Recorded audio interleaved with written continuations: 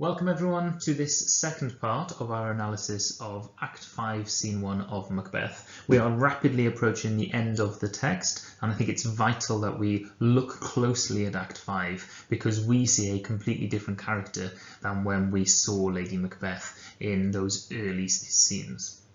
This is obviously for the WJEC English Literature, and it's the NEA element of the GCSE that we focus on. What we are going to cover then is how is Lady Macbeth's character presented at the end of this scene. And what I'd like is for everyone to understand what happens at the end of Act 5, Scene 1, to consider how Lady Macbeth acts so differently to the Lady Macbeth we saw previously, and to consider how Lady Macbeth shows weakness now instead of the strength of those early scenes. After seeing Lady Macbeth rubbing her hands frantically, trying to get out the blood from her hands, she still notices that red spot. We mentioned previously how that red spot might be a sign of evil, or it could be the metaphorical guilt that's on her hands. And Lady Macbeth, again in her sleep, again without the knowledge that anyone is watching her, says, "Out, damned spot! Out, I say! 1, 2! Why then 'tis time to do it. Hell is murky. Fie, my lord, fie, a soldier and afeard. What need we fear, who knows it, when none can call our power to account? Yet who would have thought the old man to have had so much blood in him?" Now when she begins with "out, damned spot," we see that commanding element of Lady Macbeth, using that imperative verb much in the same way that she uses imperatives with her husband earlier on in the text. However, this blood does not comply. The blood remains. She's telling the blood to leave. She's trying to wash it from her hand. And yet the word damned there shows the desperation in her voice. She cannot, no matter how hard she tries, absolve herself of this guilt. She cannot wash away the blood. And it continues in the next line where she says, "Out, I say." Again, the repetition of the word "out" shows that the blood on her hands is permanent. She cannot command it away. She cannot force it away. She must live with that feeling of guilt. She cannot release herself from it. You'll notice in this first line, "Out, damned spot, out, I say, 1, 2, there are lots of punctuation marks used and lots of short sentences being used in comparison to her rather articulate speeches when she's pouring her spirits into his ear, when she's pouring that poison into him. Those short sentences and that lots of punctuation that is evident, I think that highlights her desperation and the frantic nature of her thoughts as well. It's like she's lost the power of commanding articulate speech, and now her brain seems to be fractured, her mind is fractured. She moves from one thing to another. And as we look at the rest of this small speech of Lady Macbeth's, you'll notice that her mind flicks from one thing to another, almost as if she cannot control her mind. When we saw her earlier on in the text, her ability to control her thoughts and control her emotions seemed to be her biggest strength. Now she has lost the ability to control those emotions, and now she's at mercy of them. It then says, "Why then 'tis time to do it. Hell is murky." We have this description of hell is murky. And the image that we get here is that she's become shrouded in evil, like hell is seeping into her life, and it's suffocating her. Essentially what she's done is by committing such murders, she has made her life a living hell, and now she has to live with the consequences of her actions. She's living in a waking hell, or in this case a sleeping hell. She then says, "Fie, my lord, fie, a soldier and afeard."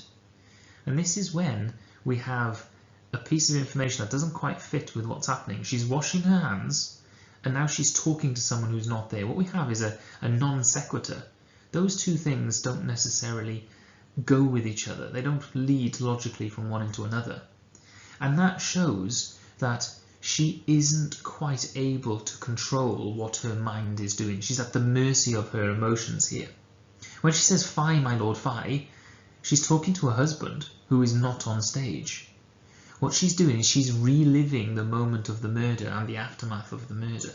This is a conversation that she's had with Macbeth previously, where she told her husband that he should be strong and he should be powerful and he should be like a soldier, not to be scared. She chastised him for being scared. She told him off for being scared.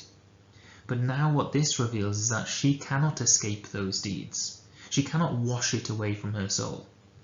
She's feeling the way Macbeth felt. Macbeth felt that there's not enough water in all of the oceans to cleanse himself of that blood. And now Lady Macbeth is living that.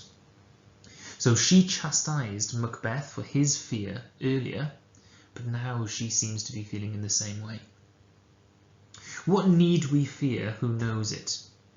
She's hoping that no one will be able to challenge them because they are king and queen, almost like they are hiding behind their thrones, hiding behind their crowns. However, it seems very empty. This confidence, no one will be able to depose us. We don't need to be afraid of anyone. That seems quite empty because this is a woman, alone, on stage, in the cold and in the dark, desperately trying to fix what has been broken. So it seems to be like an empty image of power here. And then she says, "When none can call our power to account."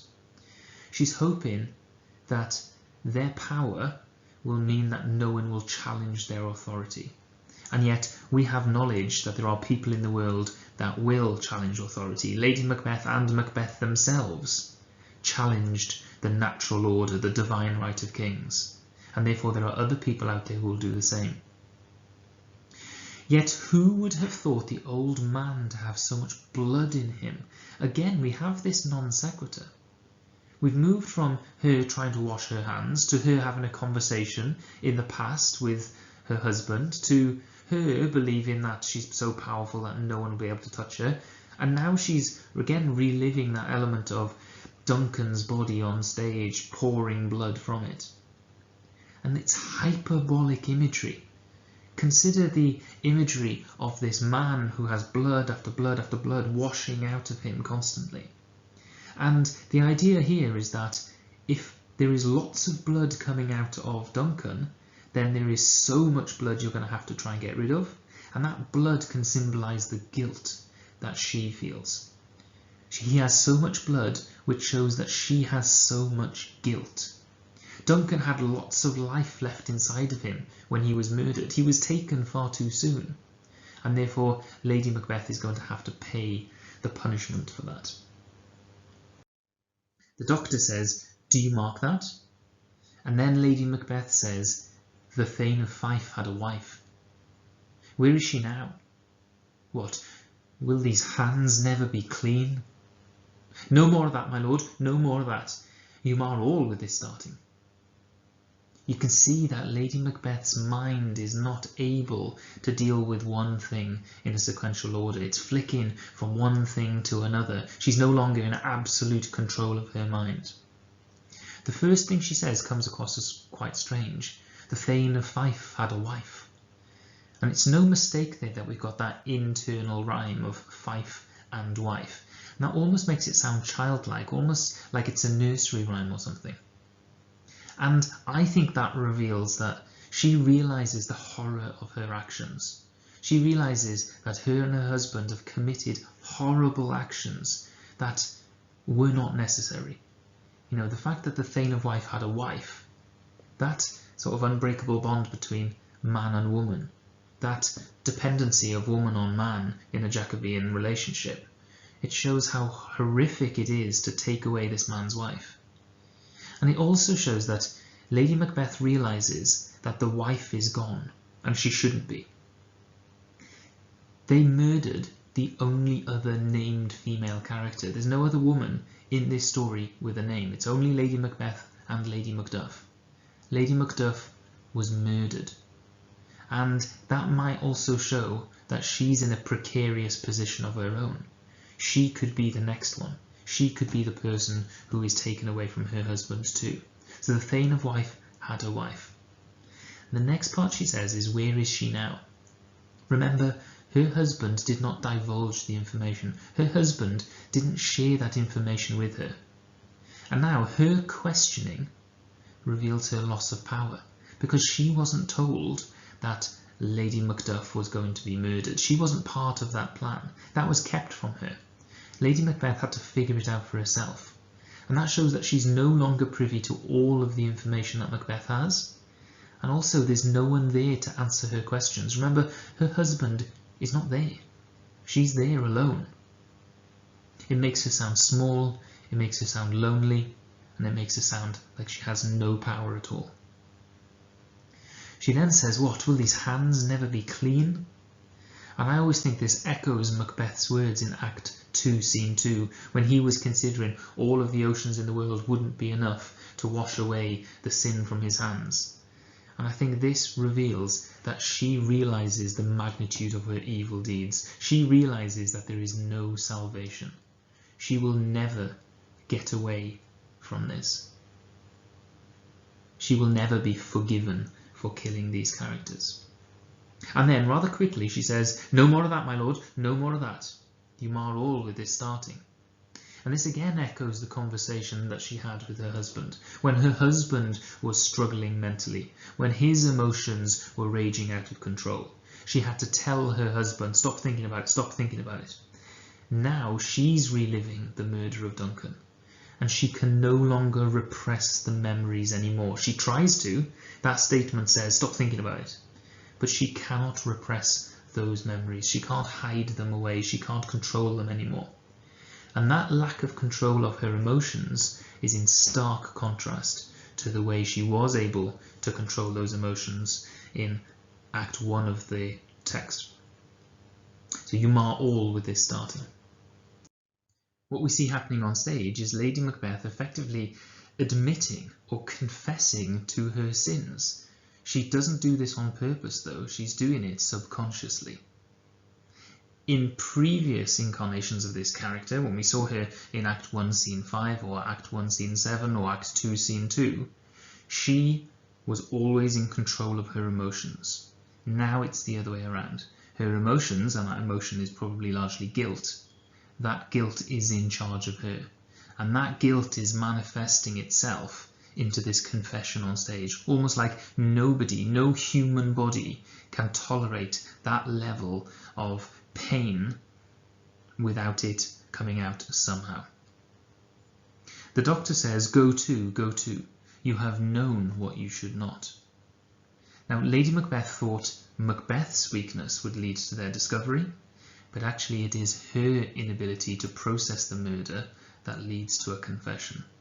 So by bottling up all of those emotions for so long, and she did incredibly well to do so, that was never a solution to the problem of guilt. Now what's happening is that all of that guilt is bubbling over and it must come out somehow. And the way it is relieving itself is through her online walking around the stage whilst asleep and sleep talking. Now the doctor and the gentlewoman are hearing this, which obviously puts Lady Macbeth and Macbeth in a very dangerous situation.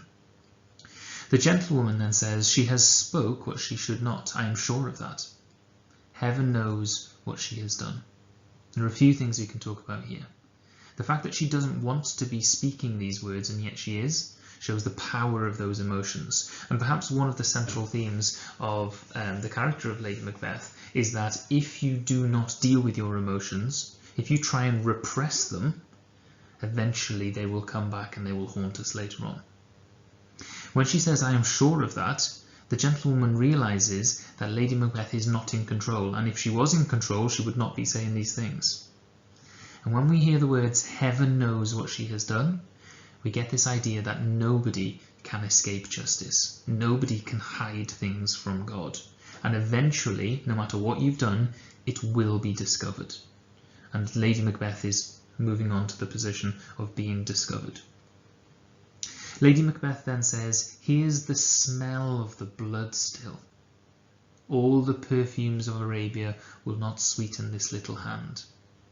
And then we get this animalistic sound of her making these noises, oh, oh, oh.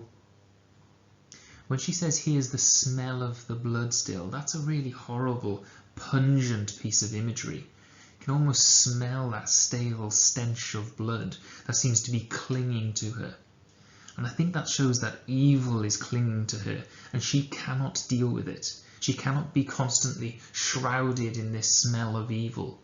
She wants to escape it, but there is literally no escape that she can find. And then she considers all the perfumes of Arabia will not sweeten this little hand. Arabia was famous for being the centre of where perfumes came from.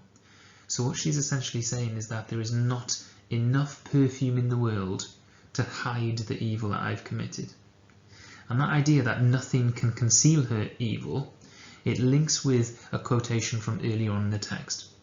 When she wanted to kill the king, she asked the evil spirits to turn her milk to gall, and gall is a vinegary substance, a very bitter substance. She was asking for that bitter substance to fill her body, and now she realizes that that was a mistake. She regrets demanding to be occupied by evil, and now she wants to be sweet again, she wants to be clean again, she wants to hide what she's done. What we can see from Lady Macbeth is that when you commit an evil act, you cannot undo it, you cannot hide from it, you will be found out eventually. She uses the word little hand here, and again that's in juxtaposition to the way she wanted to be presented in Act 1. In Act 1 she wanted to remove her femininity, any sign of weakness she wanted excised from her body. But now when she says, will not sweeten this little hand, we've got this imagery of her becoming frail and weak and delicate, almost like there's too much evil for her small, frail body. We then have O, which I think really highlights the pain and suffering that she feels. Now, normally she's a very articulate character. She is incredibly adept at persuading her husband, at chastising him with the valour of her tongue. It's one of her real powers in this text, her ability to explain, her ability to manipulate, her ability to change the mind of other characters. But here her language has deteriorated completely into inarticulate, animalistic exhalation of pain. She's like a wounded animal. And this might show that she's pining for her innocence, this innocence that she'll never get back. Or it might show that she's lamenting her evil deeds. She's so filled with regret that she can no longer use her words. It just comes out in a sound of pain. And the doctor remarks on this. What a sigh is there. The doctor is so shocked to hear her speaking in this way and making these noises. The doctor recognises just how much pain this woman is in. And the heart is sorely charged. It's like Lady Macbeth's heart is not able to deal with being consumed in so much evil. The gentlewoman then says, I would not have such a heart in my bosom for the dignity of the whole body. The gentlewoman realises that she could not deal with what Lady Macbeth is dealing. She wouldn't swap her heart for Lady Macbeth's. The gentlewoman does not envy Lady Macbeth. Even though Lady Macbeth is the queen, the gentlewoman would not swap places. And I think there's an element of irony there, because Lady Macbeth was determined to be queen. And now that she's queen, nobody would like to be in her position. The doctor almost seems lost for words, and he says, well. The gentlewoman says, pray God it be so. The gentlewoman wants God to help here, and the irony is that God is not going to help someone who has killed the king. The doctor says, this disease is beyond my practice. Yet I have known those which have walked in their sleep, who have died holily in their beds. The doctor considers Lady Macbeth as having a disease. Now, metaphorically, Lady Macbeth's disease is her guilt. Her guilt is this infectious, gangrenous, cancerous disease that emaciates her body, that takes everything away from her. And that infection leads to her downfall. Here, the doctor believes that her mind is diseased, that there's something in her brain that is causing her such immeasurable pain, and he realizes that he doesn't think that he can help her.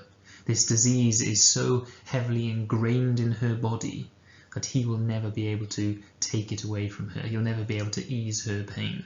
And again, that's emblematic of the level of evil that Lady Macbeth has committed, that she is beyond help.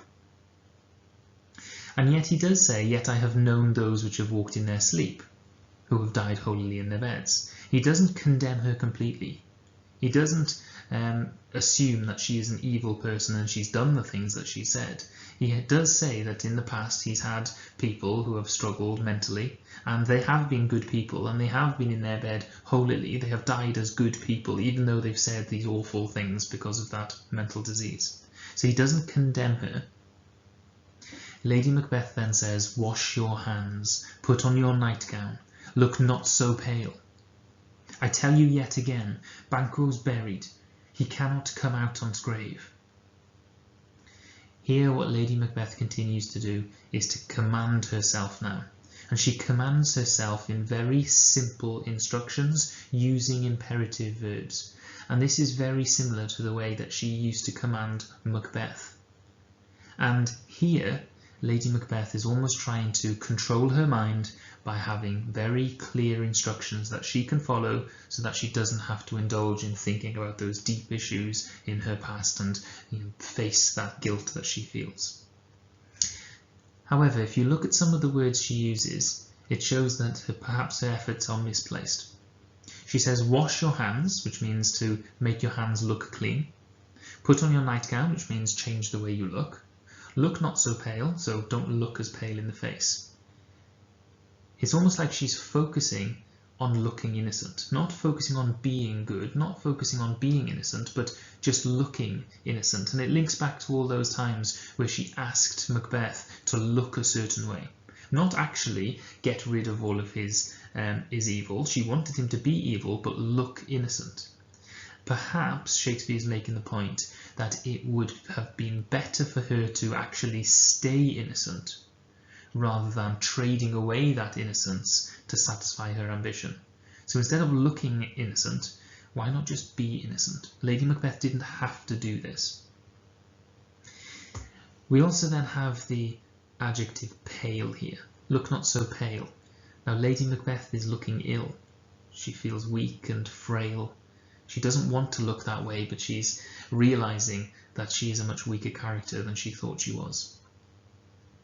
"I tell you yet again, Banquo's buried." And again, we don't know whether or not this is Lady Macbeth talking to herself or talking to an imaginary Macbeth on stage. But when she says he cannot come out's grave, she's desperately trying to cling on to her rational thinking. She's thinking to herself, right, think logically. Banquo cannot hurt us because he's dead. He's not going to magically get out of his grave and come and get us, is he? The irony here, though, is she's trying desperately to think rationally whilst she's acting completely irrationally. She's trying to be logical, but all of her actions are illogical. She's walking around the stage in her sleep, and she's trying to be in control of herself. So I think there's irony there. The doctor then says, "Even so," and then we hear Lady Macbeth speak in a frail and fragile voice where she cannot really comprehend the nature of what she'll have to deal with. She says, to bed, there's knocking at the gate. Come, come, come, come, give me your hand. What's done cannot be undone. To bed, to bed, to bed." Now you'll notice from the language that she speaks, she seems to be repeating the same phrase over and over again. And I think that's to highlight the fracturing of her mind. She's no longer in control of her words. She's become fragile. She's become fraught. And when she says to bed, she's seeking warmth and comfort. That's what we imagine when we think of bed, a place of absolute comfort and relaxation. However, she's seeking that warmth and comfort with the knowledge that she has lost it forever. She'll never be able to lie in that bed as an innocent person sleeping the sleep of the peaceful. She will always be haunted by what she's dealt with. And it's almost like she's reconciled herself to that.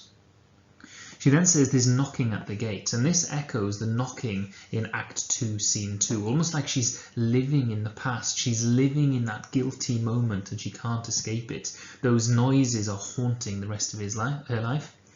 and her peace and rest will therefore always be disturbed. So there will be no escape from these intrusions of guilt. She'll never be able to live her life without feeling that guilt. She then says, come, come, and it's repeated 4 times. And just look at the way that her language is disintegrated. She's no longer in control of the words that she speaks. It's almost like she wants to guide someone. She's telling someone to come, give me your hand, but there's no one there to guide. Here she might be talking to herself, almost like she has to try and comfort herself because there's no one there to give her comfort. Macbeth is not there to help her. But it also shows that she needs somebody to help her. She needs guidance. When she says, give me your hand, she used to guide her husband. She used to take him by the hand. She used to make his life as simple as possible. Now she needs that support, but Macbeth is not there. She's alone and frail. She seeks that tenderness from her husband, but has lost it forever. The murder of Duncan shattered her relationship, and it's also shattered her. And you can see the fragmentation of her speech, resulting in that fragmentation of her mind.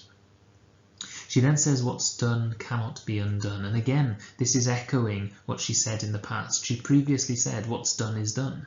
She told her husband, stop thinking about this action, just it's done. Now she realizes that the actions cannot be undone. And that subtle change of the words that she spoke previously shows that she cannot do anything about this. She cannot escape her fate. Now all actions in the world have a repercussion. And at first she was dismissive. She was almost arrogant. She thought she could get away with something that no one can get away with. But now she's accepting of the consequences of her actions. And you can see that sense of inevitability in her voice.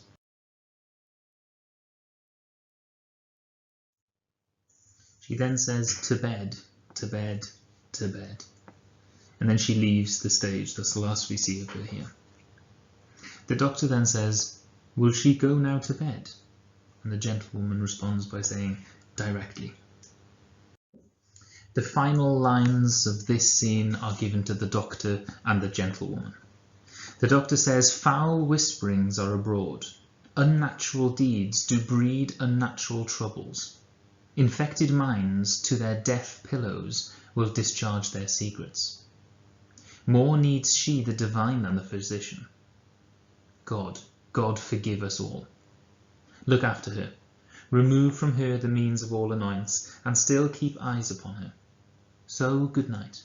My mind she has mated, and amazed my sight. I think, but dare not speak.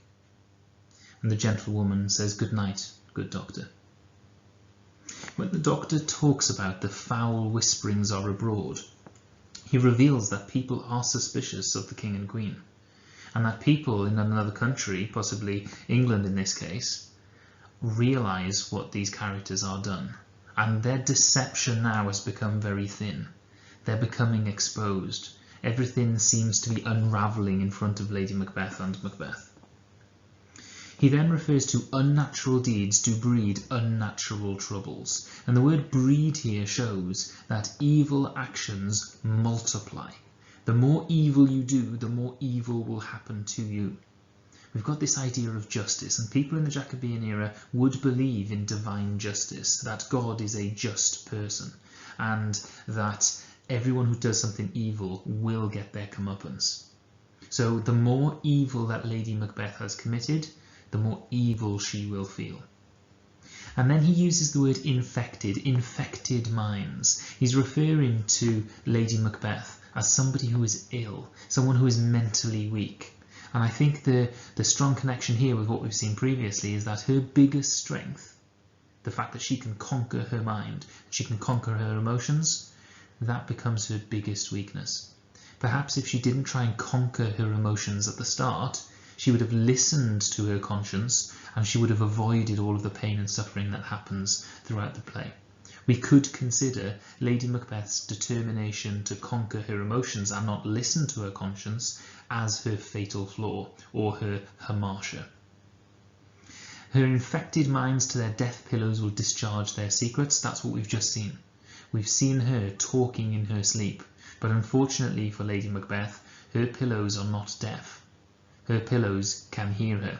In this case, the doctor and the gentlewoman could hear what she was saying, so it wasn't quite as deaf as she thought.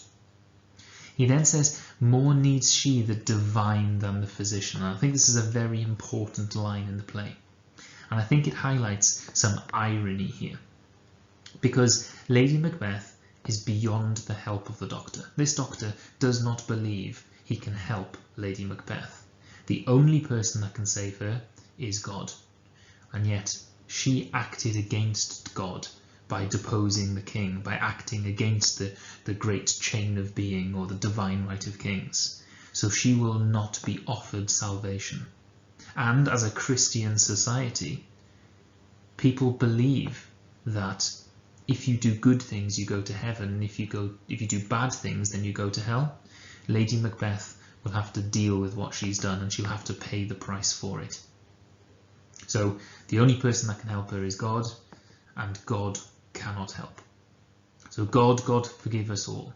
Look after her. So the doctor does want Lady Macbeth to be looked after. Remove from her the means of all annoyance. So he does want Lady Macbeth to be as comfortable as possible. And then, so good night, my mind has mated and amazed my sight. I think but dare not speak. And that shows that the doctor has seen something that he probably shouldn't have seen. And knowing that Lady Macbeth might have done something evil puts him in a very difficult position as well. Because on the one hand, he wants to help her. On the other hand, he does have a loyalty to the people of Scotland. And the gentlewoman then says, good night, good doctor.